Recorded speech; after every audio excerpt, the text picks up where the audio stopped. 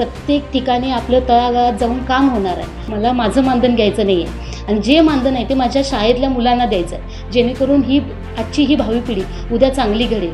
या हेतूने मी माझं मानधन सगळं शाळेसाठी देऊ केलं. शिवसेना म्हटलं तर इथं आंबेडकर साहेबांचं काम दिसतं. नमस्कार, जय महाराष्ट्र. मी सौ भारती कृष्णा डेळेकर, लोकनियुक्त सरपंच सोहाळे. तुम्ही या गावचे सरपंच होता. सरपंच असताना पंचायत समितीचा निवडणूक लढवण्याचा निर्णय घेतला. तो निर्णय तुम्ही का घेतला? खरं सांगायला गेलं तर गेली 3 वर्ष मी सरपंच पदावर कार्यरत आहे. तळागाळात माझ्या गावातील ज्या महिला असतील, दिव्यांग व्यक्ती असतील, यांचं कार्य मी बारीक सारी गोष्टी करत आहेत, त्यांची कामं करत आहे. म्हणजे पेन्शनची असेल, घरकुलची कामं असतील किंवा दिव्यांगांचं UDID कार्ड असेल, ह्या सगळ्या गोष्टी करत आहे. आणि त्याचं कुठेतरी फलित म्हणून मंत्री महोदय आंबेडकर साहेब यांनी मला ही संधी दिली आणि ह्या संधीचं सोनं करावं, त्यांनी दिलेला हा आदेश पाळावा, यासाठी मी ह्या रिंगणात उतरले. निवडणुकीच्या तारखा जाहीर होऊन काही दिवस झालेले, तुम्ही प्रचार करताय. हो. कसा रिस्पॉन्स दिसतोय तुम्हाला गावातून? खरं तर आता निवडणुकीची तारीख जाहीर झाली. गेले 2-3 दिवस आम्ही गावं सगळी फिरतोय. मात्र आंबेडकर साहेबांचं कार्य प्रत्येक गावात तळागाळात ते पोचलेले आहेत. अगदी पाण्याच्या बाबतीत असतील किंवा रस्त्यांच्या बाबतीत असतील, गोरगरीब महिलांच्या बाबतीत असतील, हे सगळं काम त्यांचं खूप चांगलं रुजलेलं आहे. आणि ह्या कामाचं प्रत्येक गावामध्ये आपल्याला हे मिळते, कारण प्रतिसाद मिळतोय, छान प्रतिसाद मिळतोय. या निवडणुकीमध्ये शिवसेना पहिल्यांदा उतरत आहे किंवा शिवसेनेचा फारसं इथं तसं जास्त ताकद नव्हती, पण आता कसं चित्र असेल शिवसेनेसाठी? आता नक्कीच बदललेलं असेल, कारण हे पहिल्यांदाच होत असेल की ह्या शिवसेनेच्या चिन्हावर सगळी ही लढायला लागलेत. उत्तुरकर साहेब असतील जिल्हा परिषदसाठी, आणि मी असेल किंवा कुराडे साहेब असतील, हे जिल्हा परिषद, हे सगळीजण आम्ही रिंगणात उतरलो. खरं पाहायला गेलं तर चांगला रिस्पॉन्स मिळेल आणि आता मिळतोय पण. तुमचं जे मानधन असतं ते मानधन तुम्ही स्वतः न घेता शाळेसाठी डोनेट केला असं गावातून खास चर्चा आहे. हो. तर तो विषय नेमका काय होता?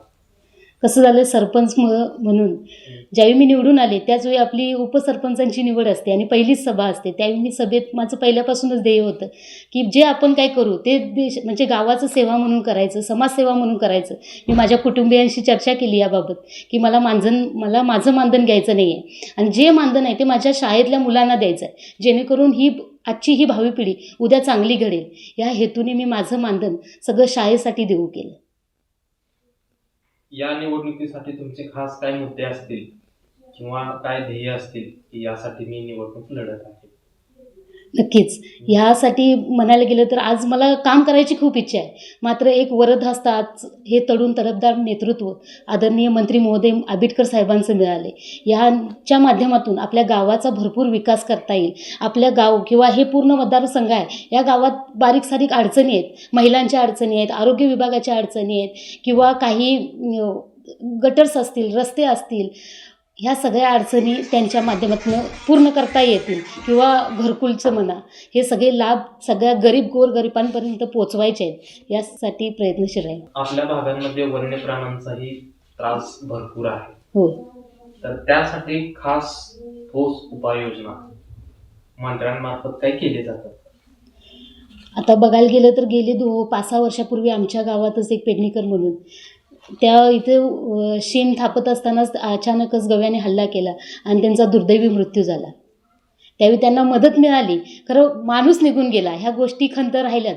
आता मगाशीच एक चंद्रकांत कुंडुस्कर, त्यांच्या बाबतीत पण एक 5-6 महिन्यापूर्वी एक गोष्ट झाली.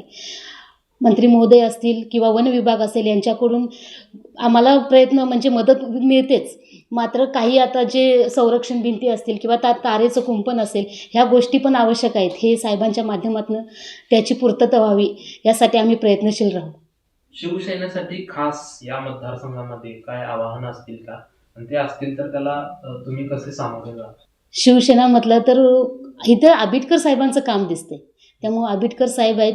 प्रत्येक गोष्ट आता बारीक सारीक ही आपली साईडची गावं आहेत जी आंबेडकर साहेबांचे मतदारसंघातले आहेत. त्या गावात बघायला गेलं तर एक प्रचंड असं प्रेम आंबेडकर साहेबांवर आहे. त्यामुळं आमच्या गावात आल्यावर हे पण चित्र बदलताना दिसेल. आमचं गाव हे सोहायगाव माननीय मुश्रीफ साहेबांच्या मतदारसंघातलं आहे, तरी पण हे प्रेम आंबेडकर साहेबांवर तितकंच होईल यात शंका नाही. मतदारांसाठी काय खास तुम्ही संदेश द्याल? मतदारांसाठी मी एकच संदेश देईन, आदरणीय पालकमंत्री महोदय आंबेडकर साहेब यांचा वरदहस्त आपल्या पाठीशी आहे. त्यामुळे प्रत्येक ठिकाणी आपलं तळागाळात जाऊन काम होणार आहे. त्यामुळं मी मतदारांना एवढीच कळकळीची विनंती करेन की आज हे आम्हाला ह्यांनी उमेदवार म्हणून घोषित केले, ते धनुष्यबाण आमचं चिन्ह आहे. या चिन्हावर बटन दाबून आम्हाला भरघोस मताने निवडून द्यावं, जेणेकरून आम्हाला प्रत्येक गावाचा विकास करता येईल.